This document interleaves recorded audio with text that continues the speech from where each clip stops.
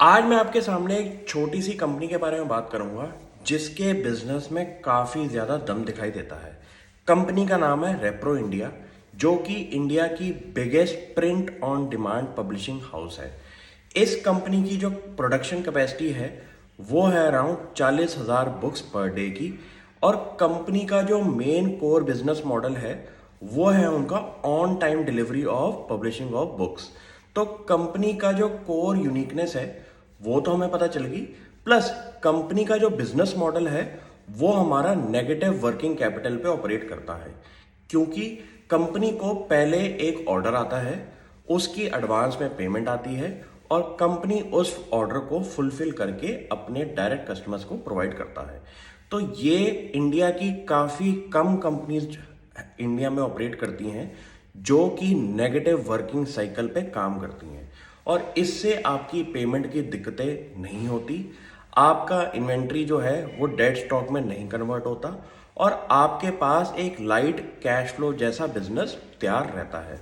Company की अगर मैं टर्न अराउंड की बात करूं तो नेगेटिव 23 करोड़ के प्रॉफिट से, जो कि लॉस था उनका लास्ट ईयर, कंपनी ने इस साल अपने आप को टर्न अराउंड करके पॉजिटिव प्रॉफिट के अंदर कन्वर्ट किया है, जो कि सिर्फ 8 करोड़ का है।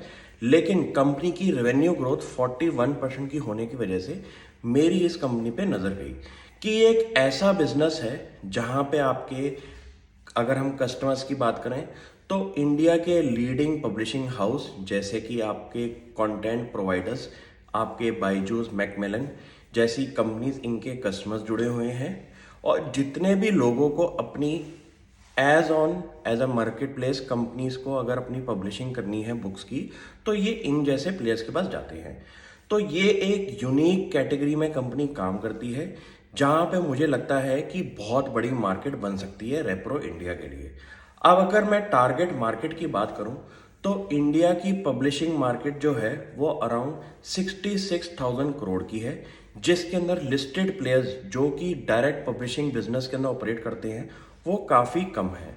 मुझे लगता है कि ऐसे छोटे स्मॉल कैप्स को अगर आप आइडेंटिफाई करें और उनके अंदर आपको यूनिकनेस दिखे, तो इनमें एक पब्लिशिंग हाउस जैसे बिजनेस के अंदर, जो कि एक डिक्लाइनिंग स्टेज पे लोगों को लगता होगा, लेकिन ये एक ऐसा बिजनेस है जिसकी डिमांड अभी भी रहेगी।